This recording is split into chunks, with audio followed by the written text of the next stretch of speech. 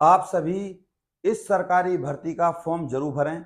सरकारी परमानेंट भर्ती है और आप इस जानकारी को पहले पूरा देखिए, उसके बाद इस भर्ती का फॉर्म आपको किसी भी कीमत पर अप्लाई करना है। क्यों? क्योंकि इस भर्ती की जो फीस है वो मात्र नाम मात्र है। क्योंकि जो इस भर्ती की फीस है ना, वो नाम मात्र है। बस आप इस चैनल को सब्सक्राइब कर लीजिए, जिससे आपके पास सरकारी नौकरियों से संबंधित और सरकारी योजनाओं से संबंधित अपडेट आती रहे। नमस्कार, मैं गौरव शर्मा और आप सभी का स्वागत करता हूं आपके अपने YouTube channel advise and education पे। तो चलिए चलते हैं इस सरकारी परमानेंट भर्ती की तरफ। मैं आपको बता दूं, इस भर्ती का जो नाम है आपका वो है विधान परिषद सचिवालय नई भर्ती। इस भर्ती की जो अप्लाई है ना, वो स्टार्ट हो चुकी है भैया। इस भर्ती की अप्लाई है आपकी 18/9/2024 आज से ही। और इस भर्ती की जो लास्ट डेट है वो है आपकी 27/9/2024। इस भर्ती का जो अप्लाई है ना, इस भर्ती की जो अप्लाई है वो सब लोग कर सकते हैं, यानी कि ऑल इंडिया के लोग कर सकते हैं, मेल हो या फीमेल हो। फॉर्म आपके रहने वाले हैं इस भर्ती के लिए ऑनलाइन। पहले आप सारी जानकारी ले लीजिए। इस भर्ती में आपको मिलेंगे सबसे ज्यादा चपरासी पद, और आपको मैं रिकमेंड करूंगा कि आप लोग इस भर्ती के लिए चपरासी पद का फॉर्म फिल ज्यादा करें। तो देख लीजिए एक बार आप। इसके लिए जो सबसे पहले आपकी एज है ना, सारी भर्तियों के लिए, इसमें एक भर्ती नहीं निकली, दरअसल इसमें बहुत सारी भर्तियां हैं।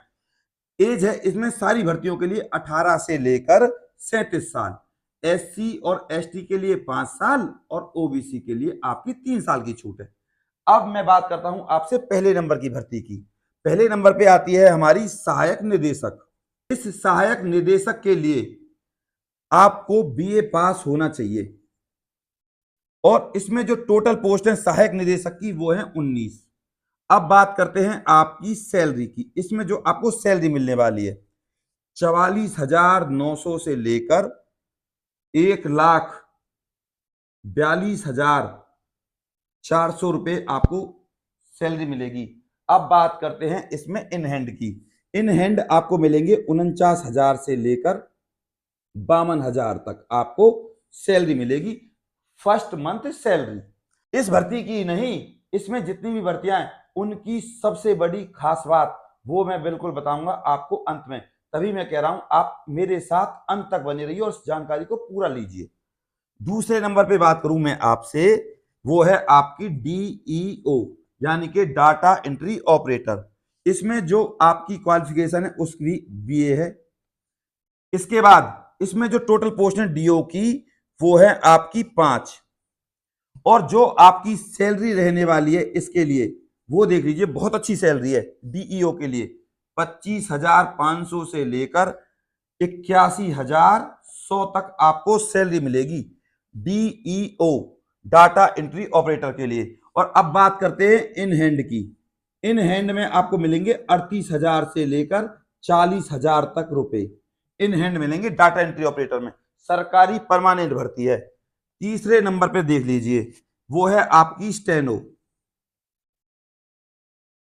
इस स्टेनो में आपके टोटल पद हैं 2, और आपको स्टेनो के लिए 12th पास होना चाहिए। और जो आपकी डीईओ की सैलरी है, यानी कि आपकी 25,500 और 81,100, यही रहने वाली है स्टेनो की भी। लेकिन इन हैंड सैलरी भी आपको उतनी ही मिलेगी जितनी आपकी डीईओ की है, यानी कि 38,000 से लेकर 40,000 तक ये सैलरी मिलेगी आपको स्टेनो में। पद दरअसल इसमें कम है, 2 हैं। अब बात करते हैं आपकी जो सबसे ज्यादा महत्वपूर्ण भर्ती है, उसका नाम है कार्यालय परिचारी।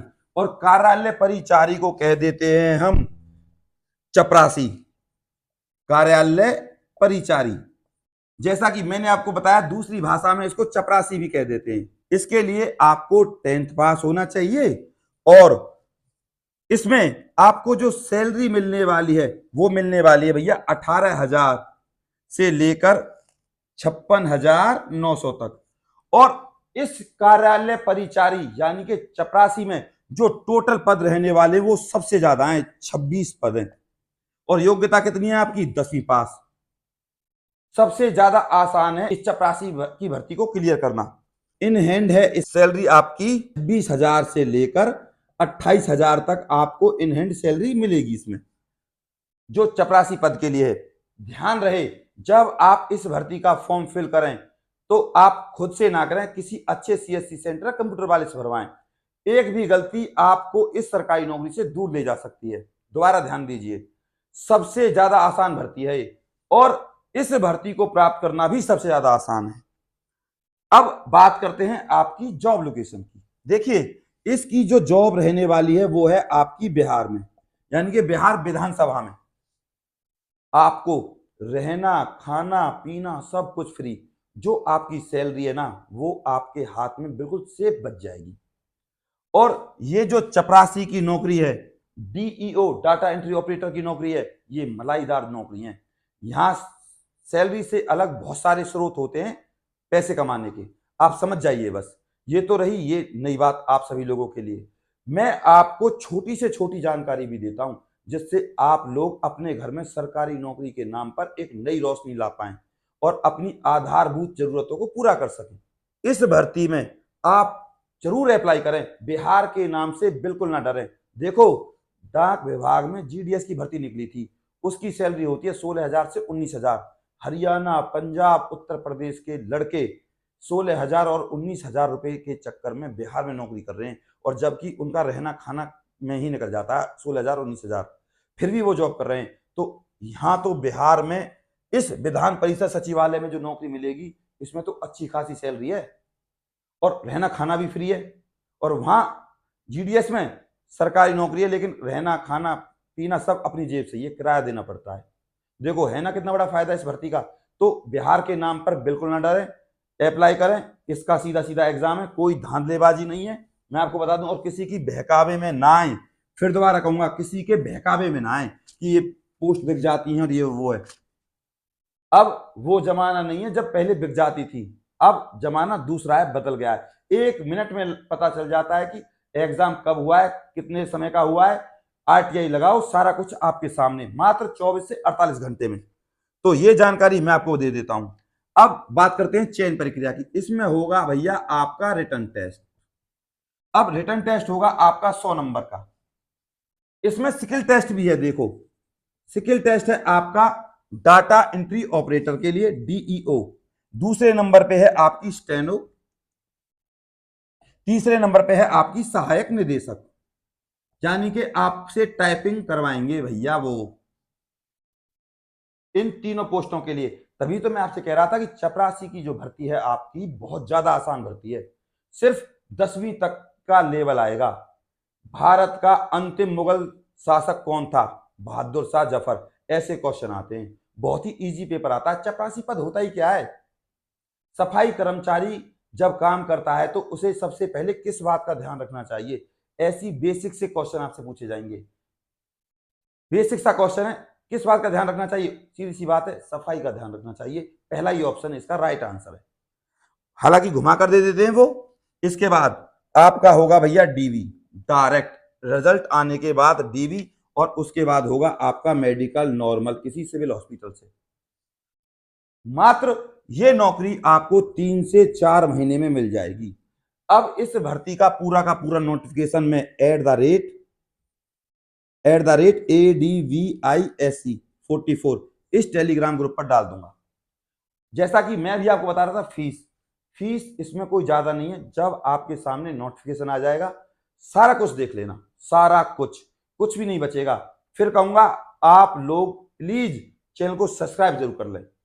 इसमें एक बार आप देख लीजिए आपको कौन कौन से डॉक्यूमेंट्स की जरूरत पड़ेगी। सबसे पहले आपके पास होना चाहिए भैया आपका Aadhaar card, 10th 12th caste certificate, 2 photo, एक जीमेल आईडी, एक फोन नंबर, एक बीए पास की ओरिजिनल मार्कशीट, और आपके पास डिग्री भी होनी चाहिए जब आपका डॉक्यूमेंट्स वेरिफिकेशन होगा तब। और एक पीडब्ल्यूडी, अगर आप हैंडीकैप हैं तो आपके पास हैंडीकैप का सर्टिफिकेट होना चाहिए। ये सारी चीजें आपके पास होनी चाहिए, तभी आप इस भर्ती का अप्लाई कर पाओगे। तो ये थी अभी तक की जानकारी आप लोगों के लिए। आशा करता हूं कि आप लोग इस भर्ती के लिए जरूर अप्लाई करेंगे। मैं आप लोगों के लिए इतनी मेहनत करता हूं तो आपका फर्ज भी बनता है कि सर के लिए हम चैनल को सब्सक्राइब करें और इस वीडियो को जरूर लाइक करें। और इस वीडियो को आप प्लीज अपने व्हाट्सएप और फेसबुक पर जरूर शेयर करें अगर आप फेसबुक चलाते हो तो। और इस वीडियो को आप अगर खुद देख रहे हो और फॉर्म नहीं भरना चाहते या आप ऑलरेडी गवर्नमेंट जॉब में हो तो अपने व्हाट्सएप स्टेटस पर लगाएं, जिससे आपके यार दोस्त सगे संबंधी इस भर्ती के बारे में जाने और फॉर्म फिल करें और आपको दुआ मिलेगी इस भर्ती के लिए अगर उनकी जॉब लगती है तो प्लीज आप इस काम को जरूर करें। अब अभी भी किसी का कोई डाउट है तो मेरे पास आप कमेंट कर सकते हो। मैं गौरव शर्मा आपको प्रत्यक्ष कह रहा हूं इस बात को कि मैं आपके हर कमेंट का जवाब देता हूं। इस वीडियो में मैंने आपको जितनी भी जानकारी दी है वो बिल्कुल प्रमाणिक दी है। बस आप अपने प्यार को सदैव मेरे ऊपर ऐसे ही बनाए रखें और चैनल को जरूर सब्सक्राइब करें। नमस्कार।